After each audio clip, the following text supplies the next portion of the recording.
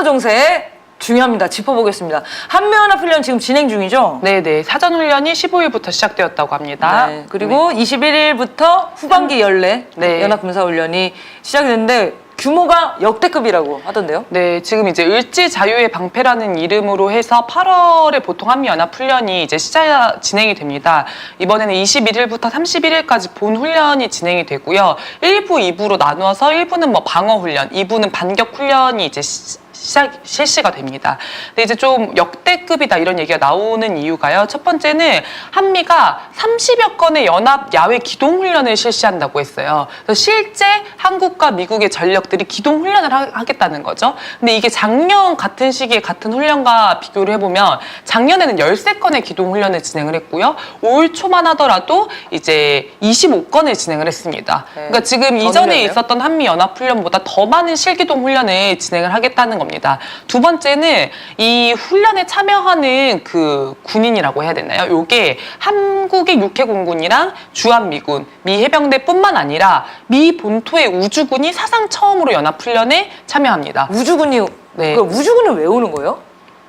우리나라에서 북한의 이제 미사일, 대륙간 탄도 미사일이라든지 이런 거에 대응을 하기 위해서 우주군이 창설이 되고 이제 그 우주군을 운용하는 데에서의 한국과 일본과 미국이 하나의 체계를 형성해야 할 필요성이 있는 거죠. 네. 그래서 처음에 우주군 얘기 나왔을 때 그 성주의 사드 기지부터 시작해가지고 이 체계를 만들고자 하는 것들, 운용하고자 하는 것들 이런 것들이 이제 이야기가 됐는데 이번 한미연합훈련에서 우주군이 참여를 해서 그 시스템을 한번 굴려보는 것 같아요. 근데 그래서 네. 이름이 우주군이면 어마어마한데 외계인이랑 싸울 것 같은데 네. 북한을 대응으로 하는 우주군이에요? 굉장히 소박한 목표를 세우고 만들어졌네요. 네, 뭐 처음에 우주군 나왔을 때도 뭐 스타워즈냐 뭐 이런 얘기 논란이 많았었는데 네. 이제 우주와 관련된 전반 활동을 한다고 하는데요. 네. 뭐 대놓고는 이제 미사일 관련한 활동이 좀 많은 것 그렇군요. 같습니다. 네. 그래서 요런 이제 새로운 부대까지 편성이 돼가지고 훈련을 한다라고 하는 거. 그리고 세 번째는 유엔 사령부 회원국이 10개국 정도가 참여를 하는데요.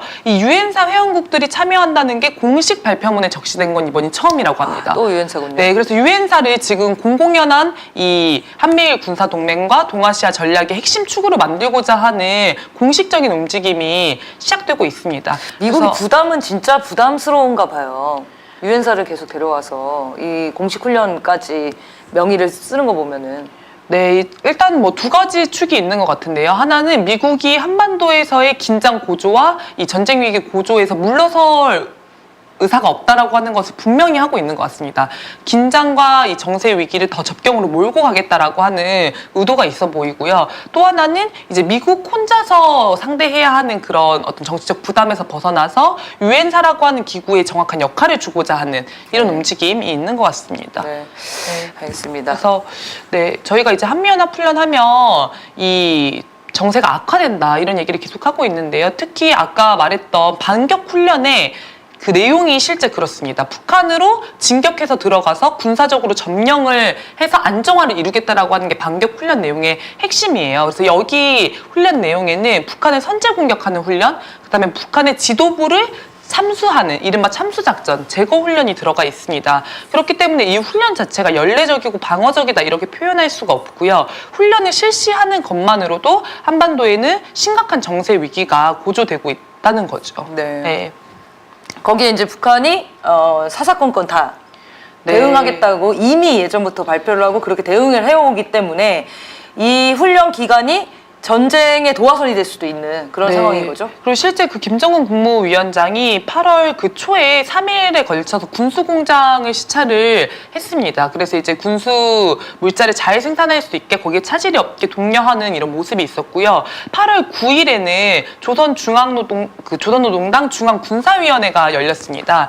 여기에서 뭐라고 이야기가 나왔냐면요. 조성되어 있는 이 정치군사 정세에 대처해서 군대의 전쟁 준비를 보다 철저히 갖추기 위한 중대한 문제를 토의했다. 그래서 지금 북한의 그 열병식에서 사실상 핵전쟁이 일어날 것이고 언제 어떻게 일어날 것인가의 문제일 뿐이다. 시간만 정하면 된다. 네, 이런 이야기를 했었는데요. 이게 한 번 더 중앙군사위원회에서 확인이 된 거죠. 전쟁 준비 태세로 북한은 이 연합훈련을 대하고 있다라고 봐야 됩니다. 그리고 이제 김정은 국무위원장 사진이 공개가 됐는데 대형 지도를 펼치고 있는데 서울과 육해공군 본부가 있는 이 충남 계룡대로 추정되는 지역을 막 가리키는 이 모습이 공개가 되었어요. 이것만 보더라도 실제 북한에서 이 한미연합 군사훈련을 굉장히 눈여겨보고 있고 이에 대한 실전 군사 대응도 준비하고 있다고 보여집니다. 네. 그럼 굉장히 위험한 8월이 될 것 같고요. 이 훈련이 31일 날 끝나거든요. 네. 그러니까 다음 주, 다다음 주, 한 2주간이 굉장히 격화된 한반도 정세가 되지 않겠냐, 라고 생각이 듭니다. 자, 그 다음에 한미일 정상회담 얘기를 좀 해보겠습니다. 내일부터 진행되죠? 네. 윤석열이 오늘 출국한다고. 네, 장례를 끝내고, 오늘 출국한다고 하는데요. 주요 합의 내용들이 이미 보도가 다 되고 있어요. 네. 네. 기본은 미국과 일본과 하나가 되겠다는 선언을 하고 올 것 같습니다. 거의 뭐 내선 일체 수준이더라고요. 내용 8.15 경축사가 그렇게 나온 이유가 있는 것 같아요. 그래서 지금 이제 얘기를 하는 거는 정상, 외교, 국방, 안보 등 4단계의 고위급 협의체를 제도화하겠다. 그래서 한미일이 이 네 분야에 있어서 아예 발걸음을 함께 하겠다. 그리고 그것과 관련된 2개의 문건을 발표하겠다. 이렇게 얘기를 하고 있고요. 한미일 정상회담이 단독으로 열리는 건 이번이 최초인데요. 앞으로 이런 회담이 연례적으로, 제도적으로 열리게 된다는 거죠. 뭐 국방 분야에서도 그렇고 외교 분야에서도 그렇고. 그래서 이 회담 자체가 갖는 의미가 상당히 클 수밖에 없다라는 생각이 들고 미국 자체에서도 이 회담을 기점으로 해서 인도태평양의 분위기가 완전히 달라질 것이다라고 이야기를 하고 있습니다. 그리고 그 삼국의 정상, 외교장관, 국방장관, 안보 네네. 담당, 정보 고위 관리 등 4가지 레벨의 협의체를 구성해서 정기적으로 개최한다는 거잖아요. 네, 그 얘기가 방금. 네. 그 얘기를 하셨어요? 네네네. 저 완전 딴 생각을 했나 봐.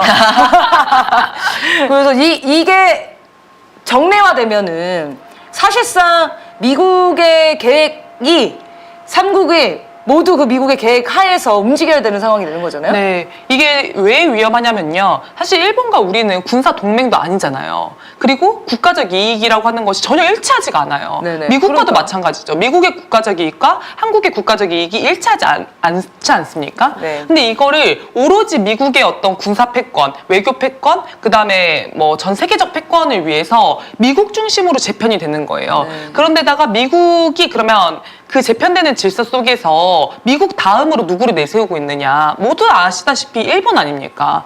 그러니까 미국이 동해에 대해서 또 일본해라고 공식적으로 인정하겠다. 앞으로 공식 표기하겠다라고 하는 것도 미국 다음은 일본이고 그 다음이 한국이다라는 얘기를 하고 있는 거잖아요. 왜 우리가 이렇게 굴욕적이고 나라의 주권을 팔아먹는 이런 회담 결과에 합의를 해야 하는가? 이건 거의 뭐 일산의견 데이비드 뭐 캠프 데이비드 원칙인가요? 뭐 그걸 발표한다는데 거의 제2의 일산의견이죠. 일산의견입니다. 제2는 아니에요. 그런 회담들이 굉장히 많았기 때문에 늘 제2라고 하면 안 돼요. 제13의 일산의견이나 다름없습니다. 2023년 판 일산의견 뭐 이렇게 표현해야겠네요. 예. 그리고 이제 요게 계속 진척이 만약에 합의를 하고 진행이 되면 사실상 한일 동맹을 맺는 거나 다름없는 거잖아요. 네, 그래서 유사시에 그 자위대가 한반도에 들어올 수 있다. 네. 윤석열이 이런 얘기를 대선 후보 토론회 당시에서 논란이 됐었는데 지금 유사시가 아니어도 일상적으로 자위대가 한반도에 들어와서 군사 훈련을 하고 우리의 어떤 군사 주권을 짓밟는 모양새를 이제 심심치 않게 볼 수 있을 거라고 생각이 들고요. 또 하나는 이게 어디를 향하고 있는가가 또 중요한 것 같습니다. 이 한미일이 이렇게 군사 협력을 강화하고 외교 안보 협력을 강화하는 그 지향엔 결국은 대북 적대시가 있는 거거든요.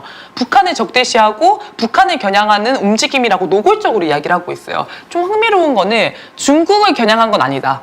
이렇게 얘기를 하면서 북한을 겨냥한 거라고 계속 얘기를 하고 있습니다. 왜냐하면 미국 입장에서는 중국을 노골적으로 적대시하는 것이 좀 어려운 지점들이 있는 거죠. 경제적인 이해관계가 얽혀 있다 보니까. 근데 북한을 적대시하는 것은 그런 부담감이 덜 하다는 판단 때문인 건지 어쨌건 그런 노골적인 움직임을 보이고 있는데 우리는 같은 민족이지 않습니까? 북한과? 뭐 앞서서도 말했지만 민족의 분단을 극복해야 하는 중요한 과제가 우리에게 있고 한반도의 영구적인 평화체제를 구축하기 위해서라도 통일로 나아가야 하는 건데 이것을 완전히 뒤엎고 미국 중심의 어떤 질서를 한반도에 구축하려고 하는 데서 좀 위험천만하지 않는가 싶습니다. 백악관에서 그 입장을 낸 것 중에 여러 문서 성명이 나올 것으로 전망했다고 하는데 아까 한 얘기 중에서 미국을 중심으로 한 한미, 미일 동맹이 한미일 삼국 동맹으로 나아가는 것은 아니다. 뭐 이렇게 선을 그었다고 하잖아요. 네. 그러니까 미국도 이 한국에 대한 반발 이런 거 걱정은 하나 봐요. 네, 한미일 군사 동맹으로 공식화되는 것에 대한 부담이 있는 부담감이 아직은 존재하는 것 같습니다. 그렇지만 뭐 이게 근데 국민들 눈치를 보는 것 같기도 한데 미국이 우리나라 사람들 그렇게 눈치 보는 사람들은 아니잖아요. 네네. 저는 북중러 눈치를 보고 있는 것 같다라는 생각이 들었거든요. 그러니까 한미일이 만약에 이렇게 강고하게 군사동맹화 돼버리면 북중러도 그렇게 명분을 네. 주는 셈이 되는 거죠. 북중러가 연합훈련을 하게 될 수도 있는 거예요. 네. 아니, 그러니까 아까 한미연합훈련도 얘기했지만 북한이 이거에 대응해서 군사 훈련을 하는데 이걸 지금 북한 단독으로 하고 있지 않습니까? 여기 중국과 러시아를 끌어들인다고 생각해 보세요. 우리나라 가만히 있을 수 있나요? 진짜 그러니까 이게 역지사지를 해보면 너무 이상한 거예요. 휴전선 인근에서 미국의 각종 전략 자산이 동원될 수도 있다고 하더라고요, 이번에. 네. 그러면 이런 것들을 동원해서 대규모의 병력을 동원해서 북한을 적대시하는 군사 훈련을 한다. 이게 북한 입장에서는 어떻게 받아들여질 것인가? 네. 네. 생각해 봐야 되는 거죠.